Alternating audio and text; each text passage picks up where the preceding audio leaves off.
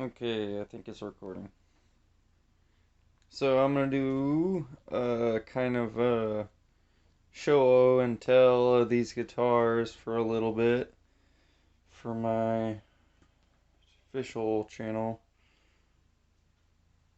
And I just adjusted and put new strings on everything and polished them and set the bridge. So like I had to get like an Allen wrench and adjust the bridge on all of them, and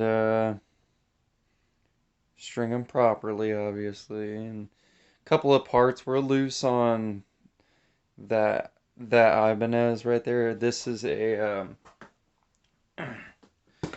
Ibanez Geo Micro.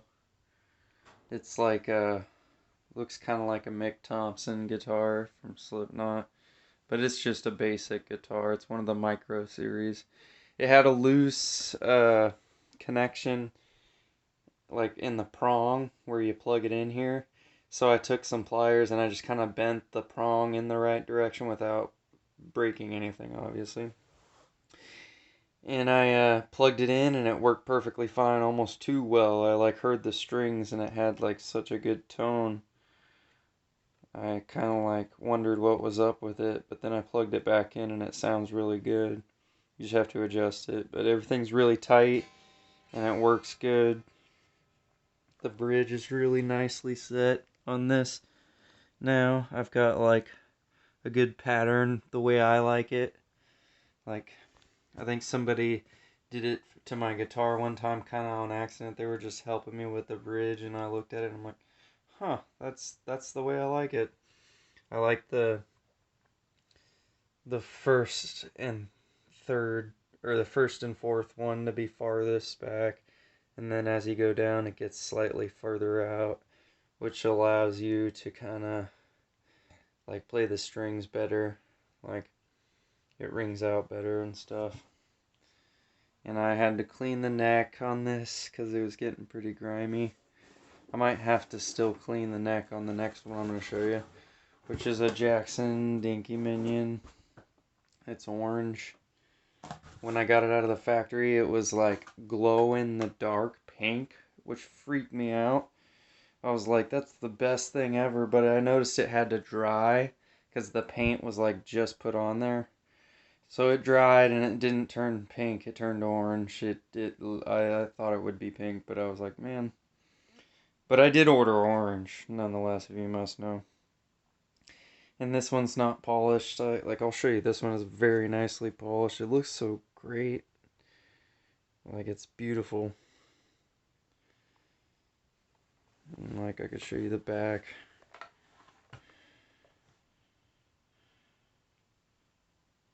It's kind of interesting and stuff. So it's got a pick guard and all that. Anyway, this one, the pickups. I think all three of these guitars have passive pickups, which are like they don't use a battery. They're just pickups that run through the electricity of the guitar. Once you plug it in and it reads it. But the pickups with active humbuckers and stuff, that they sound gnarly. Like they're really powerful. They're really cool. But I've never used any active pickups because I don't like changing the battery. And I didn't get anything special like a Floyd Rose. I don't think any of the Minions even come with Floyd Roses. Or the micros. Maybe one micro, I don't know. But, yeah, so the knob on the black one was loose. This black one. It was this knob right here. And I just took a little wrench, a little monkey wrench, or what do you call it, a crescent wrench. And I tightened it up, tightened that one up. And it's gotten some damage on the paint because people who play this thing just hella strum into the freaking paint, which blows my mind. But I've never done that. But everybody that seems to want to play these goes, huh, that's cool. Wow, wow, wow. And they screw up the paint job. You know, why don't you have a pick guard? Why do you think? It's not a Les Paul, you idiot. It's a freaking guitar. Like, you're supposed to play it decently. Duh. I even show you on this one. I had to polish it away after a while, but it's kind of gone away. But, like, yeah, I had a friend who played this thing, and he just, like, scraped it all up when it was first plugged in and all that shit. But, and then this one, you can see it's definitely had some kind of use to it from picking and stuff. But I haven't polished them, but I really got them well set. They don't move too much on the bridge. Like, this one's nice, but I was like pushing it forward and it moved. I was like, whoa. But yeah, that was earlier and I kind of tightened it up. Now it's doing good. It's the same thing, passive. All three of these are passive. Can't think of any other details really about this thing. Oh, the strings. So these came with the guitar. They're brand new too. The guy that put them on, he like had it in tune and everything when I bought it out of the box. And then these are, it's a little bit heavier strings. These are all of them are Ernie Ball strings, I think. But this is Ernie Ball heavy top slinky bottoms or something like that. Like, it's called like heavy slinky. It's like got really thicker strings. Like if I zoom in on it, you can see how huge this string is compared to like thatty. Like thatty compared to thatty. And I can tune it to E, and it's just got more beef to it. Like, it's an easier guitar to play too, or kind of like a bass or whatever. It's just like really, I don't know if it's really a good idea to put heavy strings on a small guitar like this, but I can down tune it, and it sounds so heavy, dude. Like, when Hunter plays some of the heavy metal from his cab, I notice it sounds almost like this because he's got those big Ernie Ball strings on there that are like meant for drop A or drop, it could be anything. Literally, this is practically drop. This is practically an octave down from the E on the other ones. But you can do like drop A, drop F, and just do really heavy stuff. And I kind of keep it in D standard or E standard, and it sounds really dark. Like even in C, it sounds really good, but it's too muddy. Once you get into about C range, it starts getting so muddy you can't play black metal, and that's kind of a pain in the ass. I like things with lighter strings, guitars with lighter strings. Like, this is nice if you want to play like beefy, grungy metal, like super heavy slam metal. And both the connections on these Jacksons are fantastic. Like, they did good work on the hardware. It was just a little loose and needed tightening. And on that note, the screws are all matching and stuff on this one and this one. Nothing went missing on me, but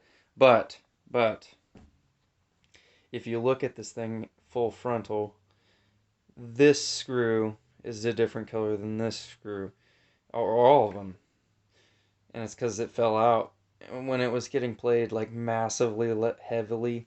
Like, I let my friend again play this one, and it got strummed on so hard, this bottom bridge piece lost a screw, and then the spring, it popped out of place, and the string like went. He's all, I think something's wrong with your guitar, and I'm like, you think? You've been strumming that thing hard enough. But anyway, I was gonna say, I like took it, I was like, oh fuck, you know, you can't find the spring or anything. So I ended up finding some part of it, but I forgot, and reordered the part and put it on. It's just a screw. The actual bridge piece, like if you notice how nice these are, I'm really glad he didn't lose it. But how could you? It's like, how could how could a piece that important go flying off? It's practically keeping the string on there. And vice versa. So anyway, I'm done ranting about this. I was gonna say,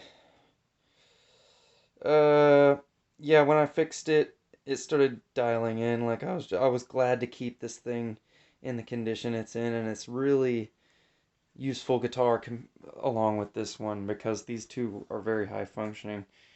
And I might color this black, or put some black paint on it so nobody notices that it's a different part, and I had to kind of jimmy rig it. But all it needed was a screw, and I knew the one I had fit. And yeah, so that's the whole scope on these guitars. And if I was to add any more to this, I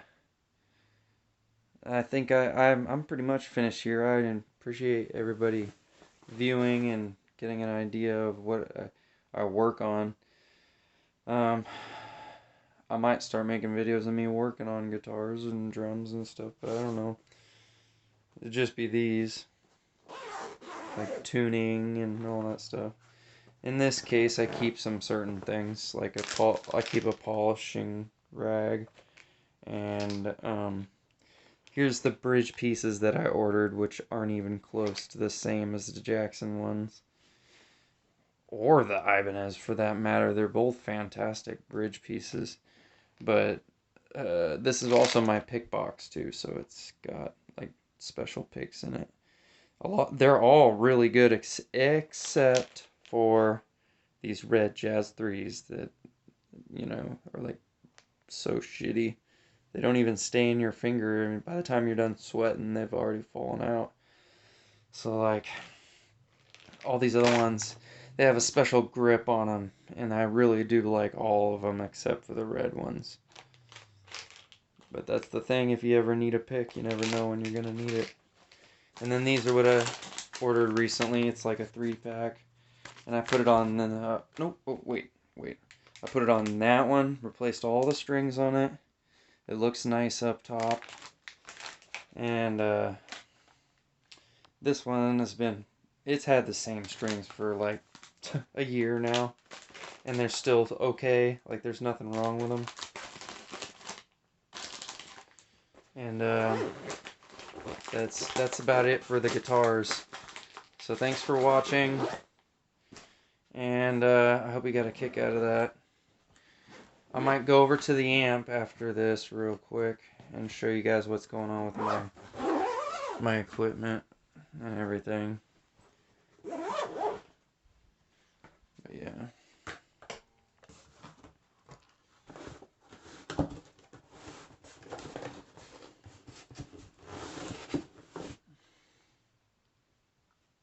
Okay, how much battery do I got here? 12%. Lol. Let's plug it in over here.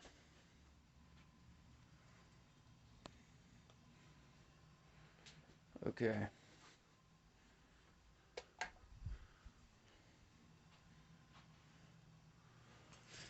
So, now I'm going to show you guys the amp. And before I go, I just wanted to say I was really glad when I plugged this guy into that Ibanez. It fit in there so well. Now it doesn't move or anything, and it's perfect. There's no wiggling, there's no breaking out. And some people usually think it's just because these are loose or something, but that's not it. All you gotta do is maybe even tighten a little bit, but and just it goes right in. It's the guitars, dude, and that's what made me feel better about myself. I was like, I'm kind of fixing things. So, but this is it's had a lot of knobs replaced on it, but I don't really mind how offsetting it is. I did notice there's a pen shoved up here to keep stuff from like moving, and I'm thinking about putting a piece of wood in there to keep it from rattling. Somebody said keep the pen in there to keep the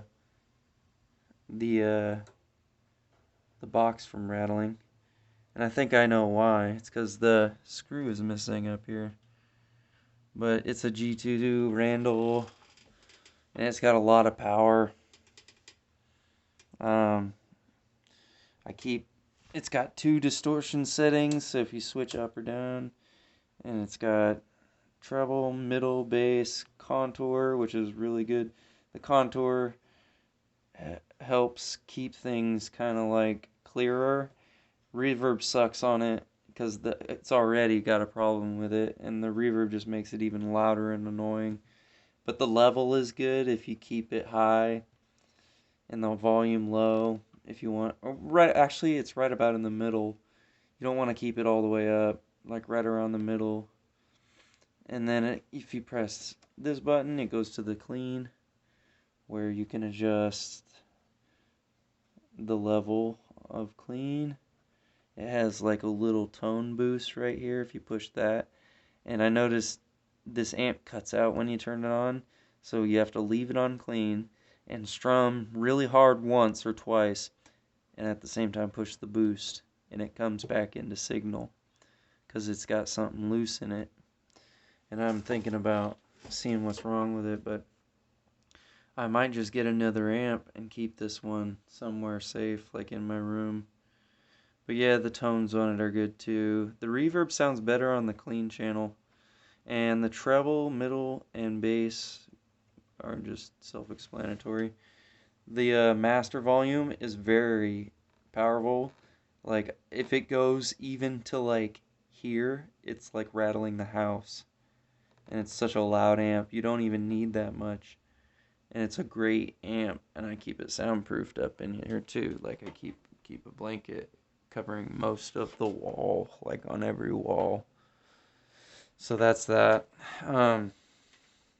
So that's the end of the little tour with the guitars. And we'll do one more tour just to give you guys something to look at. I cleaned them off recently, but this is my kit. It's a PDP. I don't have it all set up, but this is it's not basic, but that is professionally what I use to get music done. And it's good enough because, like, the only thing is I'd like a better Oriental zildjian china or something like that in the middle instead of this like what is it, like millimeter thick china. It is so loud. It's like it's thick, you know. It's pangy. But everything else is good. No complaints about any other cymbal I have, actually. They're all really good. This is a 19-inch.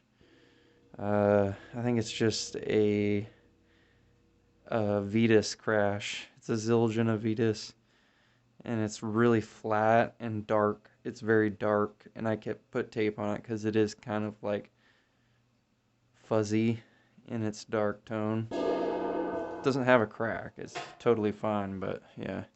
And then this is like a really expensive Zildjian sound effects cymbal. 17 inches, which is like hard size to find, especially this model. And I paid a lot of money just to own this thing, and like, not a lot, but it's like I feel good that I have it because it's a very nice sounding crash. I might have mentioned that instead of the other thing about money. It sounds amazing. Like you can hit it with a stick. Just touch it and it sounds amazing. Same with these splashes. And you wouldn't think that, but they are Wuhan splashes. They're the best sounding splashes I've ever freaking had, and they're made by Wuhan. It was like $10 a piece for each one. Maybe 20 for the bigger one, but it was about $15 altogether. Like for the first one and the second one, like kind of this ride is good. It's just a really big. It's not big, but it's a really thick reflector ride. Like, and it's an alpha. It's not a. It's a rock ride. It's not a reflector or one of those super badass police bell rides. Um, Still have the stock head on this PVP 16-inch tom. This is my 14-inch, 14 by 5. It's just a good snare to blast with. It's got a good tone. I have a 13-inch snare that I don't really use, but I keep it because I might get a second bass drum that's the same as this one, a black one, and I might get a 13-inch tom. That way there's 2 toms per bass drum. I already have 2 floor toms, and then I'll have 2 snare drums. The reason I want like a full kit, and especially all PDP with the collection, because DW makes high quality drums, and they're cheap, and they have the best shells on the market. Like the way the guy tamper matches all the shells, like the tones, is really cool. I watched a video of how they selected in the factory. Okay, and to top it off, the last thing I wanted to say, these hi-hats blow my mind. And Justin K, thank you so much, dude, for buying me these. I can't even tell you. It blows my freaking mind. These are the best hi-hats I have ever used. They were really shiny when I got them, but they started to kind of darken out, and they got really residuey, and that like it's called the 900 series. They are so sick, and they're thin hi-hats, but they're not too thin. They're really tinny too. They got a lot of tin in them, which gives them like a really like dark sound, but they're really crisp too. Like if you go, they sound almost as good as Sound Edge hi-hats, like the Sound Edge that Paiste makes. I only have 2 Paiste cymbals, and it's the ride and the hi-hats. My crashes are zildjian. All 3 of them are zildjian type crashes, and all my effects, I have 3 Wuhan Chinas and 2 Wuhan splashes, which is by far enough for me. But to go into the construction of the bass drum, these are Axis pedals, and I have them very well in tune. My friend Frosty was awesome at tuning these. Like he kind of like dialed them in. You know what I mean? The pedals wouldn't work good unless they were tightened just right. And for the while I was using pliers to get them like dead tight, but that's just crossing threads. It's really fucking with the pedals. So he said just tighten them by hand, get them as tight as they can go, and then play them comfortably. And I noticed I could play way faster ever since they've been tightened properly. And I want to ask him how to do that actually one of these days. Like actually ask him how to keep them tight. Like how tight should I go? And the head on the bass drum, you can't see it, but it's a Remo head. If I get closer and look at it, let's see, the flashlight might help. There we go. Okay, so yeah, I got a lot of stuffing in it, but it's really valuable to the sound. Like if you don't stuff your bass drum, it won't have rebound like that, and you can't get clarity. And you can hear it acoustically. It's just not like totally sharp, not crisp. It does sound fluttery, and it is very accurate when you're playing correctly. But okay, the Flam patches, I put a lot of work into keeping them straight and everything. I like to keep that stuff nice, but they're not quite bouncy like you would think. It's just a Flam patch, like it's made out of Kevlar. I put them there so the head won't break. Like I want to keep this head for like 10 years, you know? Like I don't want this head to break. Not 10 years, but as long as this thing lasts, I'll be keeping it. And I use Remo for the toms and the bass drum, but I'd like special heads for the snare. And this is an Ibanez hydraulic black coated, and it sounds great, like really good. You can tune it to almost any setting. If you wanted it super high, it stays in tune for like a couple hours before you. And trust me, when you're tuning really high, stuff doesn't stay in tune forever. But I keep mine medium.